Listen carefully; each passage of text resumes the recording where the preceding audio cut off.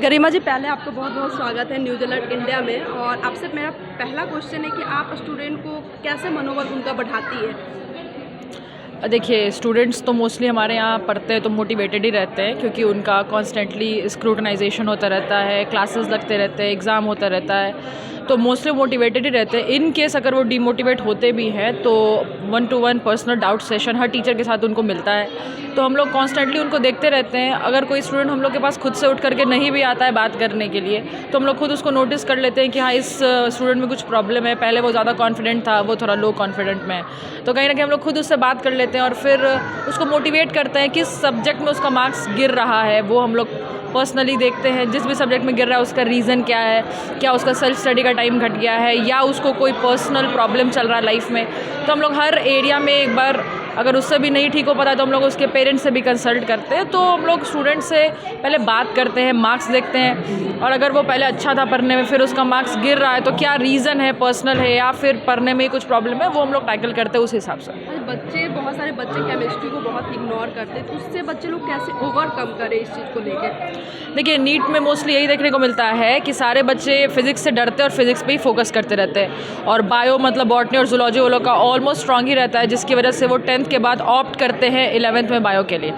वो इग्नोर करते हैं किसको? केमिस्ट्री को, क्योंकि केमिस्ट्री वो सोचते हैं कि आसान है, लेकिन वो उतना आसान है नहीं जितना उनको बायो आसानी से समझ में आ जाता है। तो पूरा ध्यान फिजिक्स की तरफ देने की वजह से और बायो आराम से हो जाने की वजह से केमिस्ट्री मोस्टली उनका इग्नोर हो जाता है। तो इसके लिए हम लोग 1-to-1 पर्सनल तीनों केमिस्ट्री के लिए अलग अलग टीचर्स हमारे यहाँ पे, फिजिकल के लिए अलग, ऑर्गेनिक के लिए अलग और इनऑर्गेनिक के लिए अलग, और 1-to-1 डाउट सेशन, जैसे मैंने आपको बताया, हर टीचर का हर दिन डाउट सेशन लगता ही है। तो ये हमारे तरफ से, हमारे इंस्टीट्यूट की तरफ से ये एक अलग से इनिशिएटिव है कि बच्चों का केमिस्ट्री भी इग्नोर ना हो। आप पर्सनली बच्चों को कैसे मोटिवेट करती है? लाइक कि आजकल बहुत सारे बच्चे लोग सुसाइड करने का अटैम्प्ट करते हैं, उनसे नीट क्लियर नहीं होता है, कोई भी एग्जाम का कॉम्पिटिटिव एग्जाम क्लियर नहीं होता, तो सुसाइड अटैम्प्ट करते हैं। तो इस पर आप बच्चों को पर्सनली कैसे मोटिवेट करते ताकि इससे बच सके? देखिए, सबसे पहले तो नीट एक एग्ज़ाम है, ये कोई एंड ऑफ लाइफ नहीं है, और लाइफ में सिर्फ एक ही एग्ज़ाम नहीं है नीट, बहुत सारे एग्ज़ाम है, बहुत सारा करियर ऑप्शन है। तो इन केस अगर बच्चे से नहीं हो पा रहा है बार बार ट्राई करने के बाद भी, तो हम लोग उसको समझाते हैं कि this is not the end of life. तुम 10 तक 10 साल तक तो 1 to 10 तक पढ़े हो, तो 11-12 भी 2 साल है तुम्हारे लाइफ का, जिसमें बस तुमको पढ़ना है। तुमसे वो अच्छा से हो जाए तो वेल एंड गुड, नहीं हो पाए तो तुम 11-12 के बाद और भी बहुत सारे ऑप्शंस हैं जो अलग अलग स्ट्रीम में तुम जा सकते हो।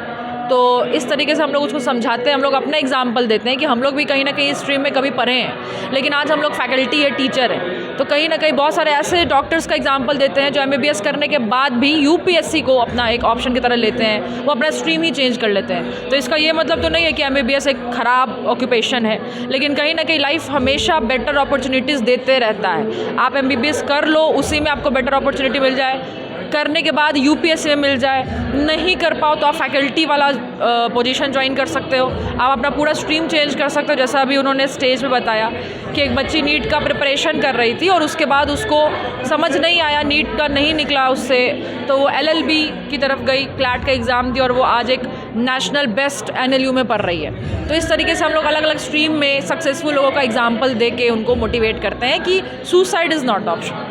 Thank you so much. तो इनका कहना ये था कि एक एग्ज़ाम आपका फ्यूचर डिसाइड नहीं कर सकता, तो हमारे मैम बहुत सारे टिप्स बताई कि हाँ, हम लोगों को क्या करना चाहिए, कैसे मेंटल हेल्थ को ठीक करना चाहिए। Thank you. आप सहयोगी आकाश के साथ करिश्मा संचय, न्यूज़ अलर्ट इंडिया, रांची।